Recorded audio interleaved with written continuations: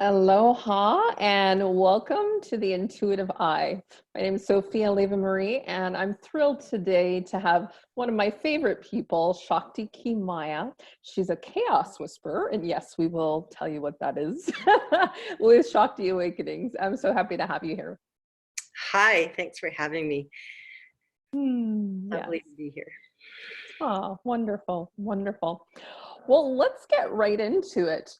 You know, we put this together talking about the importance of intuition.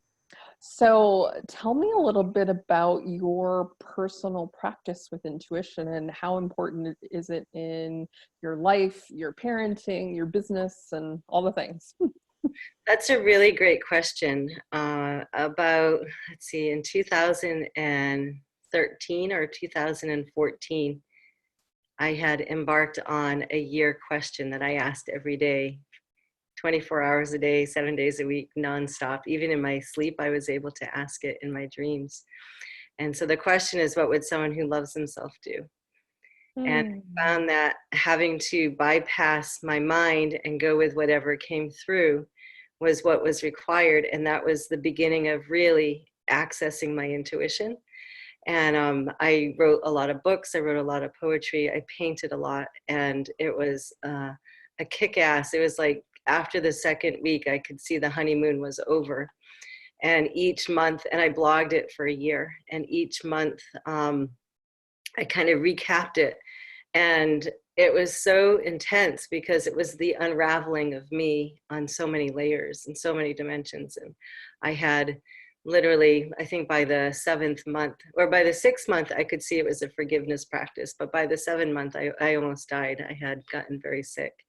And I could see how I was creating this through this question. And my intuition, I've always had a gut feeling, but my ability to bypass my mind and just be with whatever shows up. What would someone who loves himself do? And then whatever I would hear, I would have to do that. So it was like my own inner coach. Mm. And it was very powerful. And I would say intuition and awareness are not the same. Mm. Right. Intuition is a hunch that um, you feel inside. It's almost like an inner world, whereas awareness is an outer world. There's a whisper that can come and it's fleeting, and you don't need to be asking a question for awareness to come. True. Although I do ask a lot of questions, but there's a balance between following your inner guidance and being guided. Mm. Sometimes they aren't the same. And so I found it to be a very rewarding and a very powerful initiation for self-love. It was like I had no expectations on it. I got what I needed from it for the year. I didn't continue with it. I had a lot of, yeah, it created a lot for me. It created a lot. So. Wow, that's amazing.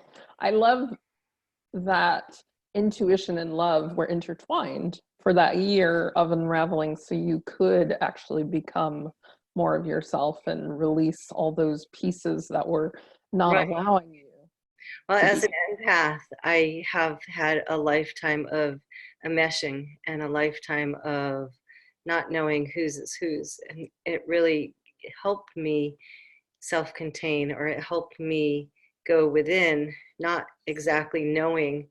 Like when I had to start blogging, I was just like, "Ugh, I don't do blogging. I don't do that.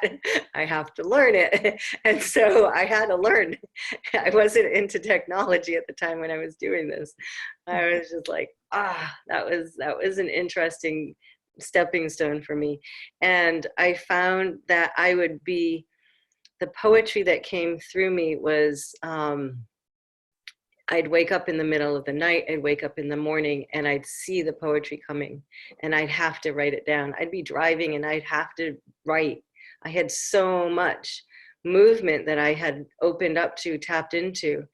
and turned on that I had to stop driving, or just to write down. It's like I went through, I think, 8 journals in that 1 year. It was really amazing. And then the other interesting piece about it is how I parented, because I had it, like, I had an agenda. You know, I had little kids. I had a 2-year-old and probably a 7-year-old at the time.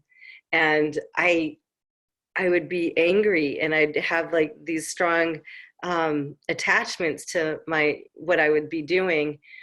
And I would ask in that moment, and I'd have to stop everything, and I'd have to be like, I'd have to open up again. It's like I'd want to shut down, and then, like, literally in the next breath, I'd be like, okay, I can do this. And so it was challenging me as a parent in order to show up for my kids the way that they needed me to parent versus the way I would have rather parented. That's amazing, because I feel like a lot of parents, they're being challenged in that, especially now because the kids are home like all the time. Right. So how does it help you when, let's say, there's more intensity? So let's say Right. you have the kids all the time, there's this global event happening, so Right. you're Well, aware of all these things. I have to do several things. I have to have a schedule. I have to schedule. I have to keep to, like, and I have to make my bed every day. That's helping me in keeping at least control in one space of mine that is my sanctuary. It's like I recognize my house as my sanctuary. And it's never been my sanctuary before until after the divorce. And I got to feel into what I required in my space. And so since I had spent last year and the year before doing these baby step programs, the magic of congruency, my life is all about congruency. And so if it didn't match, it didn't stay. And so I had gotten rid of a lot of furniture, had gotten rid of a lot of things. And when I moved into this new house that I'm renting now, I had no furniture. And so I had to buy everything. And it was so satisfying to be able to make it my beautiful sanctuary. And so and my kids get to have their own space in their rooms. Their rooms are influenced by their energies and not mine. And I made it really clear to them that I wasn't influencing them, that they needed to create their own sanctuaries. And the chaos whisperer and the chaos, like, I bring chaos pretty much everywhere I go. It's like I'll be on the phone call of something that I'm calling, and like, just this has never happened to me before. I've never been able to not do this. I've never had, like, I have conversations with bankers, and I have conversations with just about anybody that I call, and there's some kind of snafu that happens. It's perplexing, because I have to be not attached, and I have to remember, oh yeah, I am the chaos whisperer. And so my children live in that. My older son is an energy of his aura is a vortex in and of itself. So he creates chaos where he goes. And so we have a very dynamic and a very rich household that like, I follow love and logic for parenting, and the guidelines for self-respect, and teaching them how to to be in awareness as if your life depended on it. Like, because they go to their dads, I have to, like, let go. And so all I can do is contribute to them with where they can reach and dig deep. And so they're 2 different ages. They're 8 and 14 now, that I have to speak the language for them. And my 8-year-old has so much awareness, but he doesn't have the tools. So I've been giving him a lot of tools. I've been showing him what Ho'oponopono is. And I've been talking to him about self-love, and he likes to deflect things. So I like to teach him what it means to receive.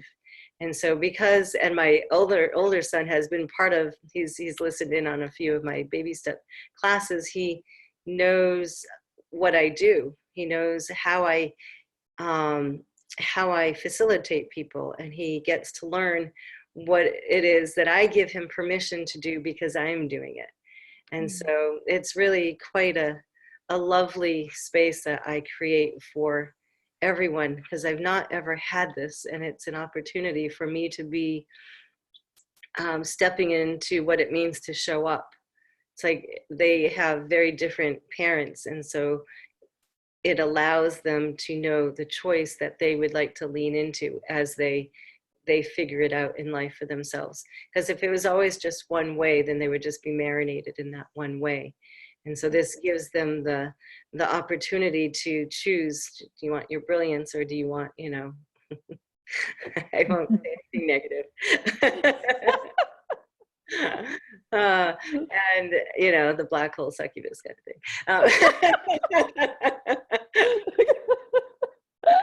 So obvious.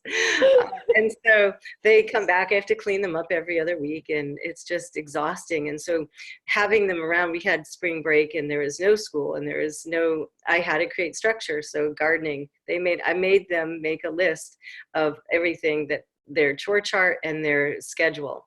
So we're doing sewing because we're sewing masks, and we're doing gardening, and we're,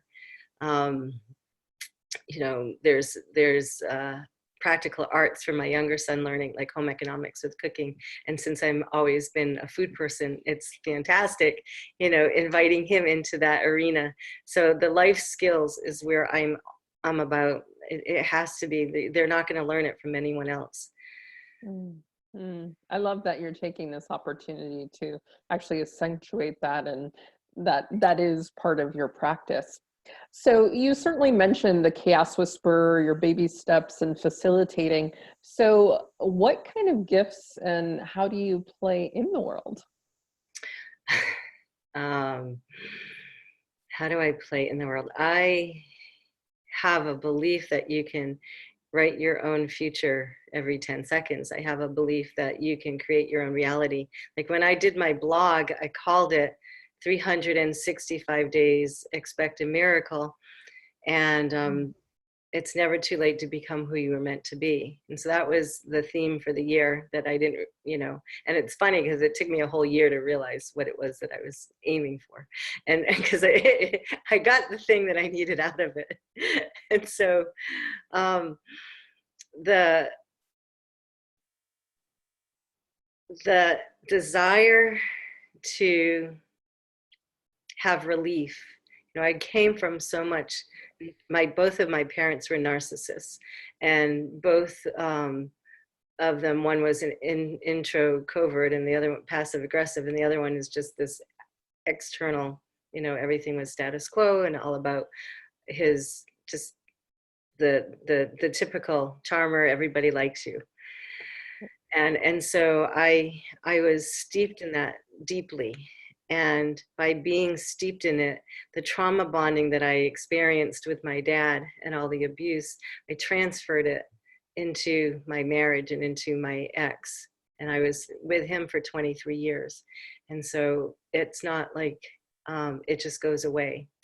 It's not like, but I've done enough work, and you know, the 6 or 7 years of my own transformation and the triangulation and the trauma bonding, I've been able to clear it, the hijacking of my mind where it was just consuming all the time because my kids come home, and the triangulation with my kids and him.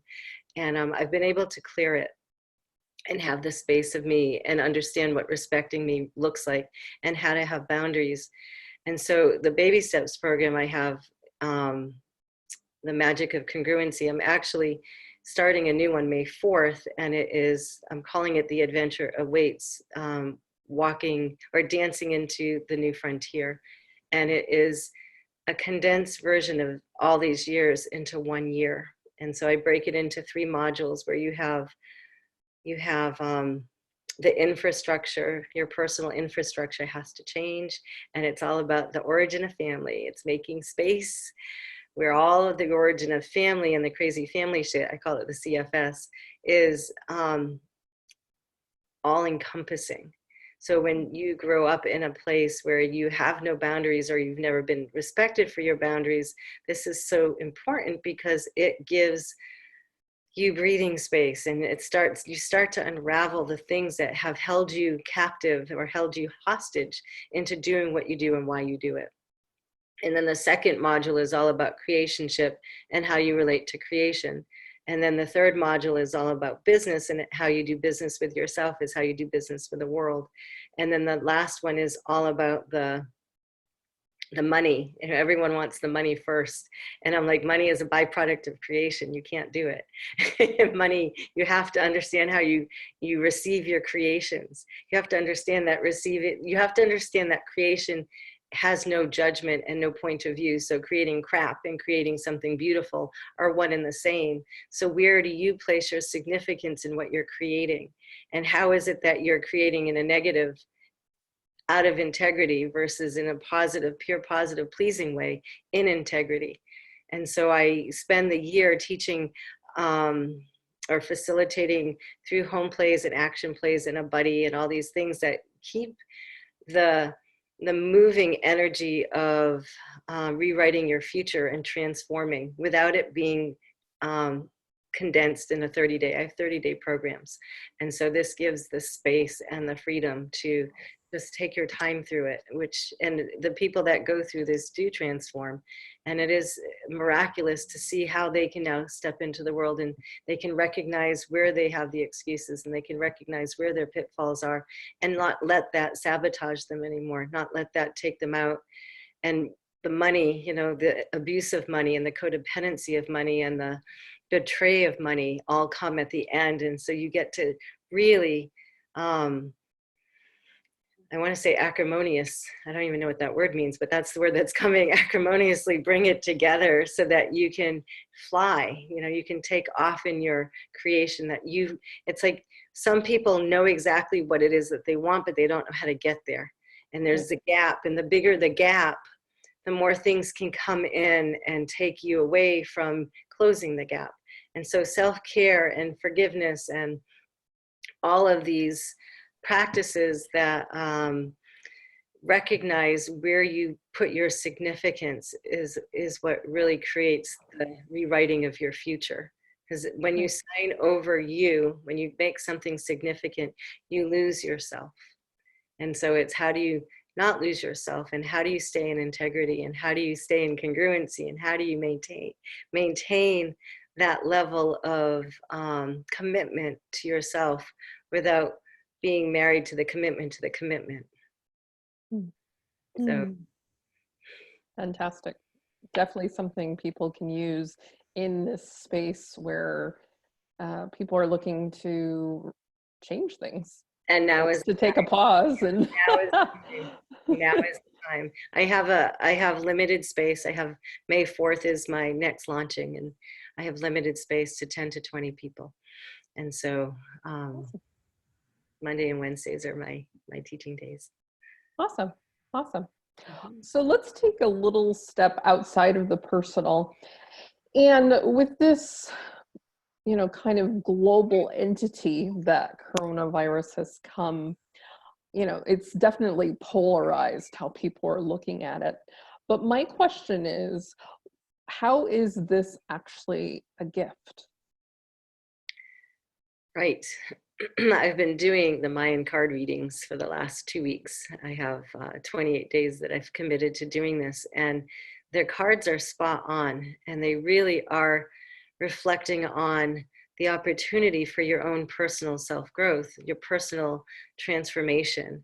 And it's an opportunity for self-discipline. It's an opportunity for showing up in your own for creating a sanctuary, for creating your own inner world instead of projecting out.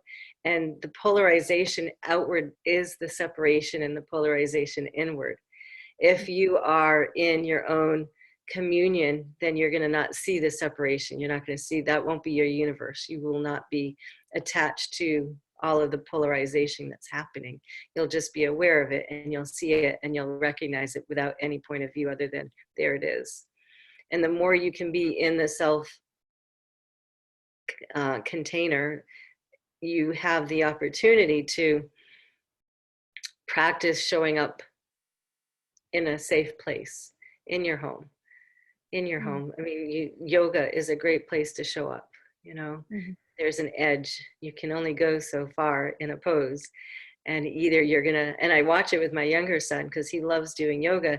He overshoots it because he's 8 and he can, but then he's so out of balance. And I'm like, you have to come in a place where you actually meet yourself in the middle and not.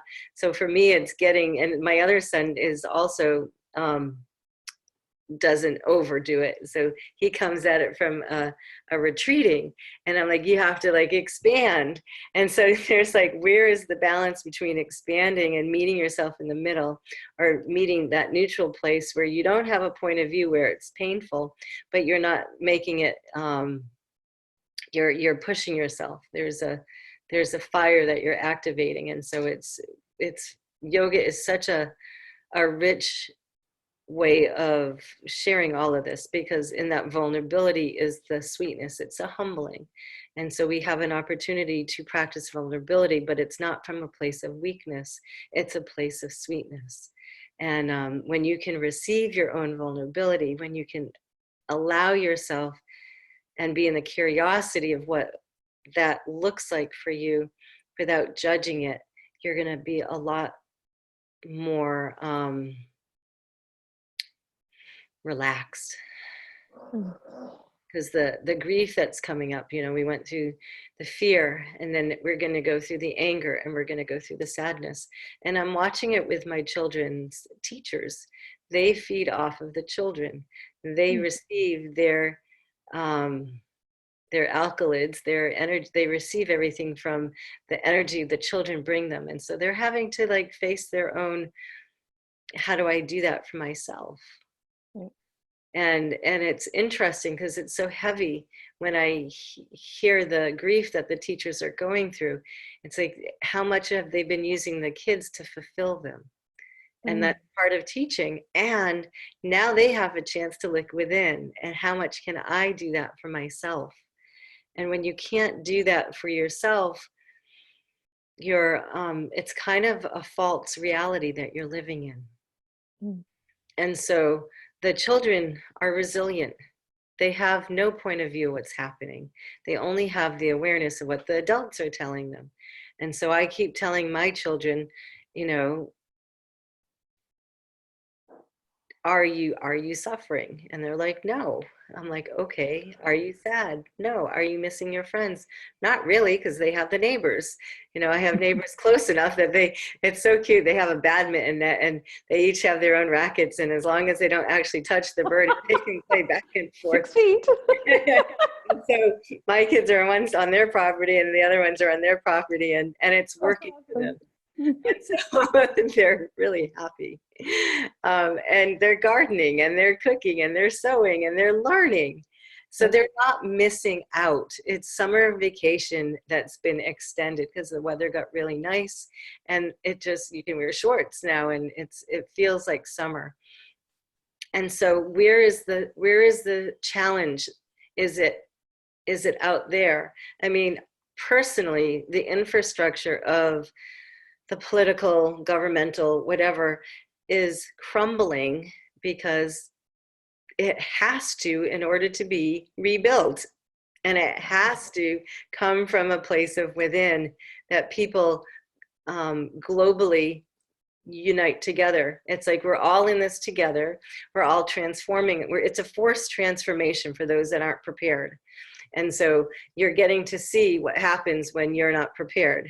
If you don't have skillful means, if your mind is not stable, if you don't have a practice, if you don't have all these things, then you are going to feel everything a lot more intense.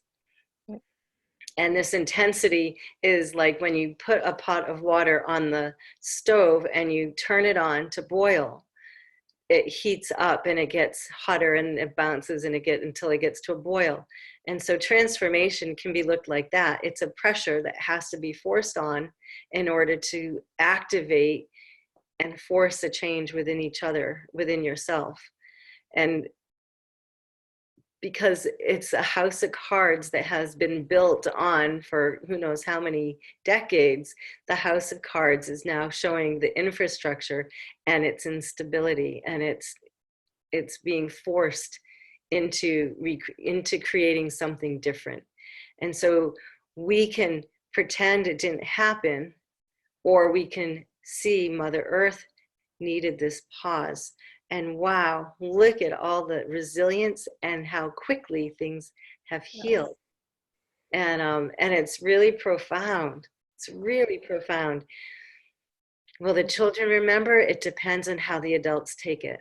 The children are going to just remember it as a snow day. You know, it'll be a blip in their life, and they'll be like, "Oh yeah, I remember we had this thing when we were like 8 or 10 or 14 or whatever, and Yeah. everybody made us like not go anywhere, and we couldn't do school for a couple of months, and that's all they'll probably remember." Right. What we make significant. So you went back into that it is the time for us to look within. And I love just backtracking a little bit how you took that year and really made a question as part of your discipline, part of your practice to open and to go within. Hmm. So, is there a question that people might begin to ask if they're needing to go within and they don't perhaps know where to look? Maybe if they've been suppressing and oppressing and all Right, these things, and now they're like, oh shit, right, something has to change, but where do I right, begin? right. Um, Which is why I have a year for baby steps because we start with the ask. So the very first class is what would you like? And we refine your ask. And then 3 months later we refine it again and it goes deeper because you have all this change. And so it starts with the ask. Awesome. And if you don't know what it is that you want, by being in the, you know, I have these sessions where I'll ask people, if you could have anything right now, what would you ask for? And it's usually money, or it's usually peace, or peace with money, or ease with money. And so with so many people, I'll use the money as an example because this is really appropriate with everyone having lost their jobs. And my awareness is that everybody's lost, like everybody. So you're not the only one. Your little world is no longer your world, it's the whole world. And so for you to be in the freak out of your individual world, it doesn't make any sense. And because it happened globally, then being in the celebration, celebrate, how, like, questions like, how much fun can I have? How much, what's on the other side? There really isn't another side. It's just the polarization where you flip it. What is the greatest possible outcome that I could have right now? Or how could this turn out to be the greatest possible? Where is the miracle in this? Where is my miracle? If you're in the emotions, if you're in the anger or in the fear, be in the question of, who does it belong to? Is it mine, someone else, or something else? There's this desire of creation. My name is Shakti. I'm like this bottomless pit of creation. And so I'm always creating. That's part of the chaos whisper. I'm always creating.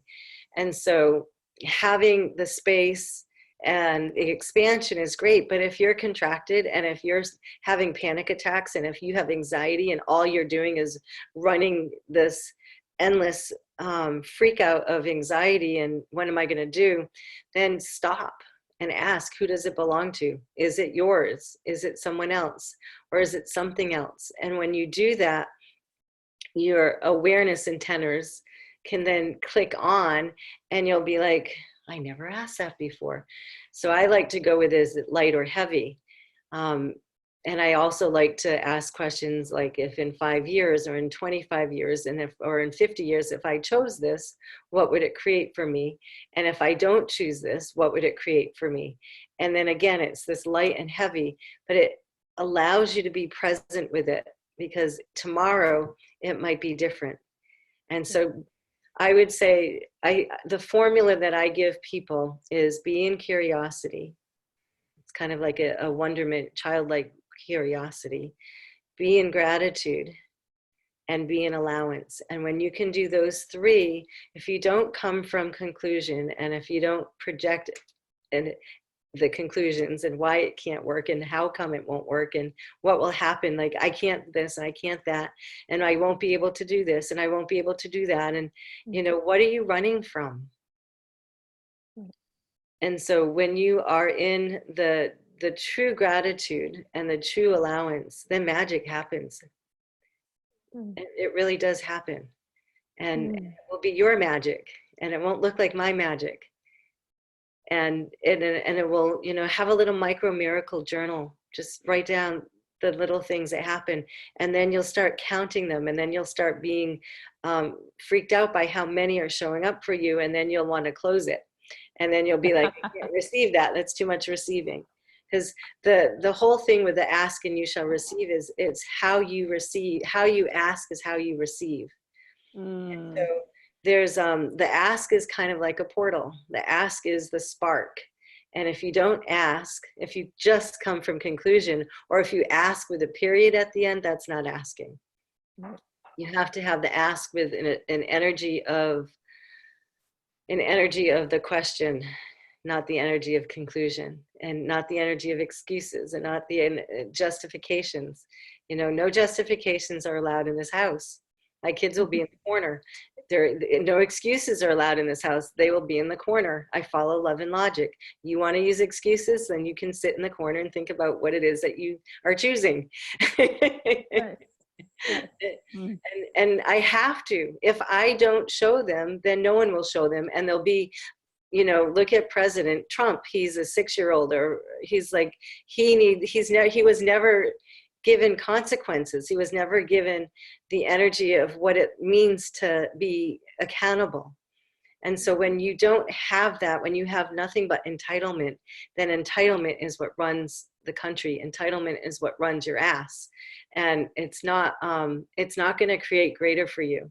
And then you'll be in the, you know, just because something looks bad and something that looks like it's causing pain doesn't mean it's not creating greater. Exactly. Which is exactly why this is a gift. Right. A huge gift.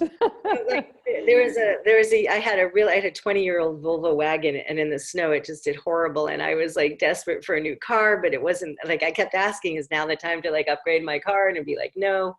I'd be like, fine. And so I had this one winter that was really bad. You know, I was on a really big hill, and I had so much PTSD driving in the snow, and I grew up in New England, so I knew how to drive in the snow, but they didn't take care of the roads where I live in Washington. And so I had this really traumatic winter, and in November of a couple of years ago, I had this, you know, a whisper. You know, I got this thing in my buy-sell trade, like on Orcas Island, and I see the Subaru, and I was like, huh? Like, is that my new car? Is like, can I get an upgrade now? And so it was light. I got a yes. And so I called, I said, can you bring it to a mechanic? I went to the dealership, and I asked if I could drive that year of the car and to see if I liked it. And I had no money for it. And what drove me to create for the money for this was that I'm not ever going to do what I had happen again. So when there's enough pain that drives you, you will no longer create the same outcome. And so pain, you know, pain is attachment, but pain can also motivate and drive you. And so look at the level of grief that you're in and ask, is this what I've asked for? I mean, that's a great question. Is this showing up my ask that I've asked for, but it looks differently? Yes. The catalyst that I've been waiting for. And often when I have like real emotional days, I'll ask, is this the energy required for my class today?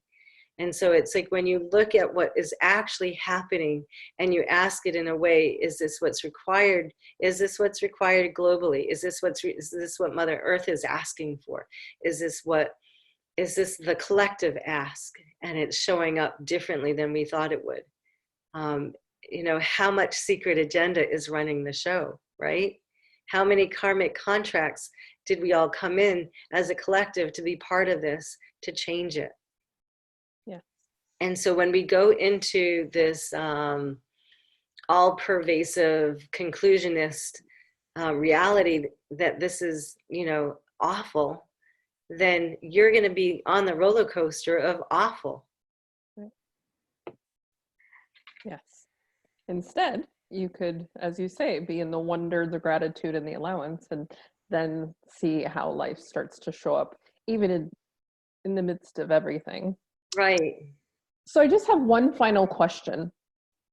So obviously, we can look at what the reality is here, but also there's what's after this. What we've been talking about is the new horizon. So Mm-hmm. intuitively, what would you say is the horizon that we have to look forward to? Patience. I think there's a Mm. lot of patience. I've asked, when is this all going to be cleaned up? And I get 4 to 6 years. This isn't going to be a fast cleanup. And it's going to be more polarized as the people that demand this change are fighting against the people that want to gaslight and forget it. And Yeah. so it's going to probably bring a richer polarization. And what I've learned with a certain energy, when you empower yourself, it threatens a lot of things. And so understanding that you showing up is what's required. You showing up is the only thing that's required. The magic happens when you show up. And so if you are showing up and then being intimidated by what's showing up because it's intensifying, then be again in the curiosity of, is this what's required? Mm. You may have to become an energy that you never thought you were capable of becoming. You might demand an energy that you never considered yourself demanding. And it's not that, it's like standing on your own 2 feet. And the more of us that collectively are weaving in this new dream field, collectively we're rising the vibration. And so what you do matters. What you think matters. If you think toxic thoughts, that's what you send out. If you think positive thoughts or healthy thoughts, that's what you send out. And so I think one of the most important pieces is that every action, every thought, every desire you have, check in. Am I in integrity? Am I in the integrity of the collective dream? Am I in integrity with showing up for my family? And am I in integrity and showing up and aligned within me that I can make a difference in the world?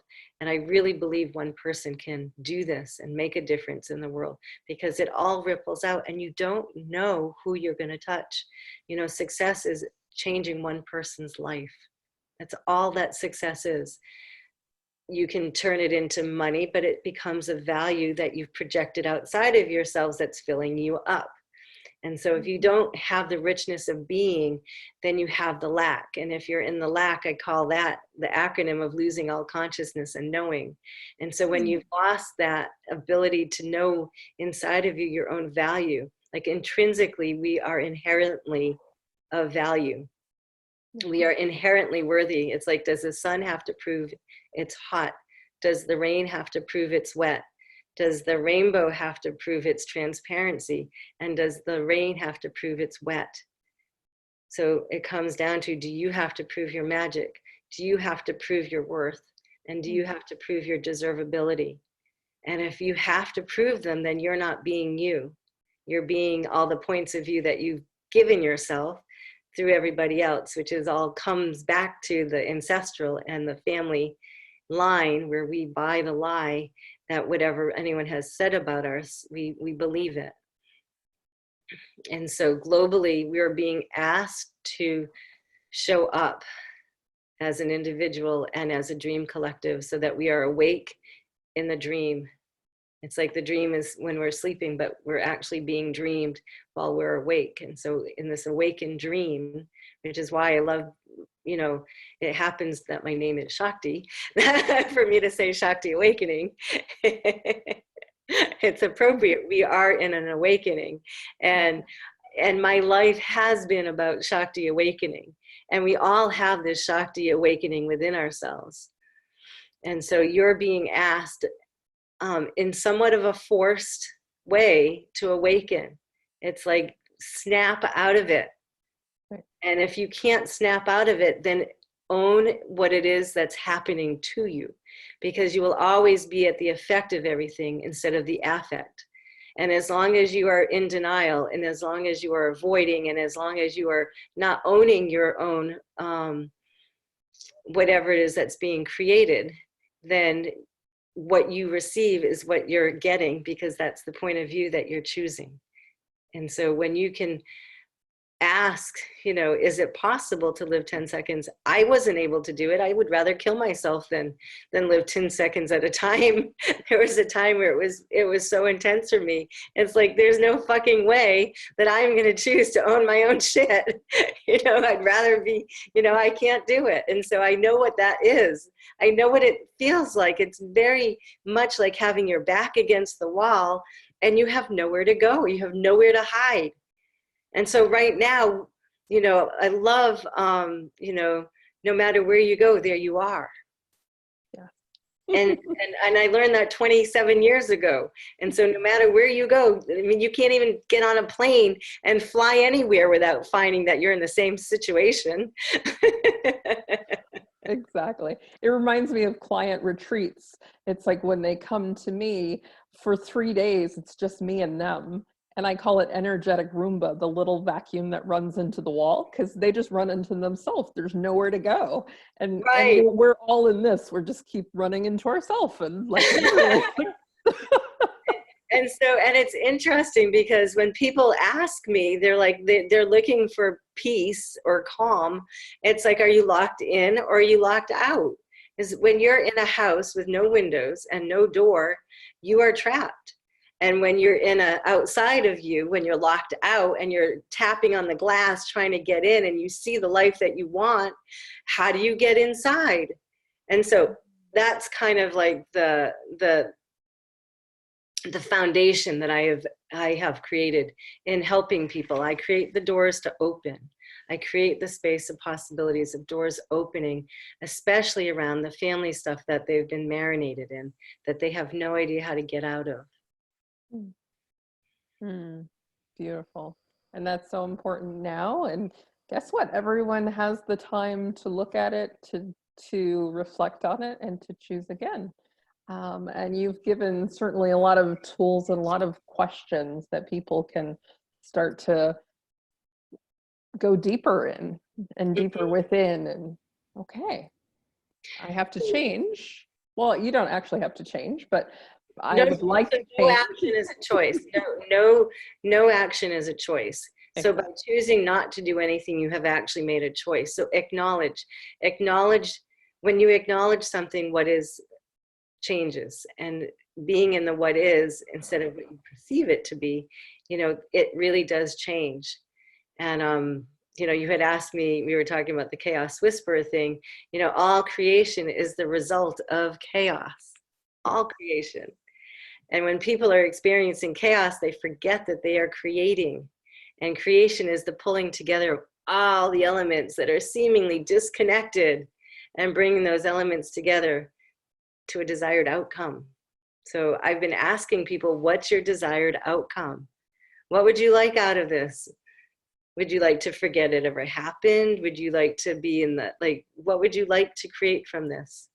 And the ease in attaining your desired outcome is how much ease can you stand? I love that question.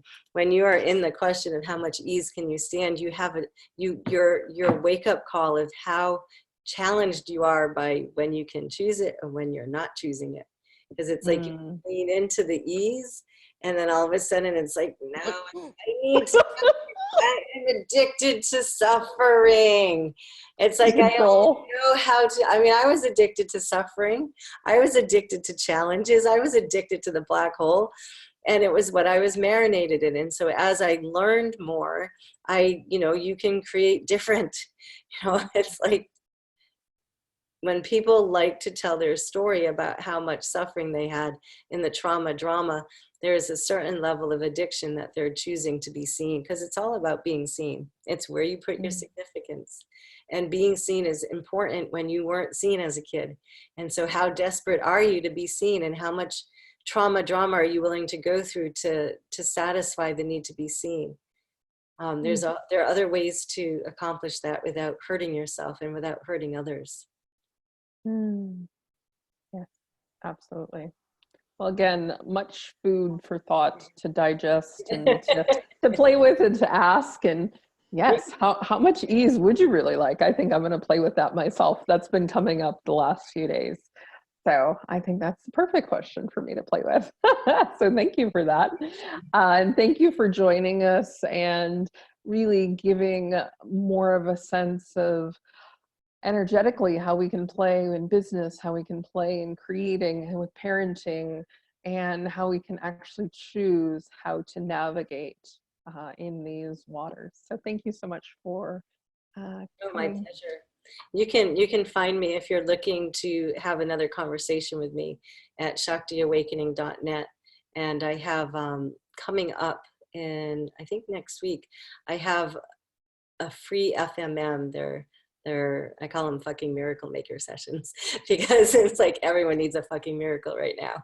And so they're 20 minutes and I'm going to be posting it, and it is kind of first come, first serve, and there will be a limited amount of spots. And if you're drawn to exploring with me, or if you just want a facilitation in those 20 minutes, then by all means, that information will be available. Mm-hmm. Yes, and I got to experience that. That's actually how I met Shakti. Oh, got it. And I was like, ooh, that sounds great. I want to try that. And then I wanted more, but really quick. Right. And I only open up, I go through them twice a year. So it's not something I do often. It's just twice a year. And so that time has come again. And yeah, and the Mayan card readings have been amazing. You know, you can come to that. It's every day at 3:00 Pacific time. So you Fantastic. can. And I'll put the links below also. All the replays are are inside the event, so that you don't have to go looking for it. And so some of them I've done guided meditation. Some of them I'm just like, I'm as blown away as the people listening, because I'll be like, oh my God, this stuff is like spot on. Like, you can't make this shit up. Like, how do they know? Right, exactly. That intuition. Mm-hmm. Well, and being willing to be a receptacle. You know, yes. It's back to, are you locked out or locked in? You know, don't choose that. Choose the giving and receiving, the communing of it. Yes. So we all have a choice. And how much more ease can we have with it? So I think a lot of people will be playing it with that question very soon. So thank you again for joining us. And thank you, lovely audience. And we will see you next time on another version of The Intuitive Eye. Much love and aloha. Bye.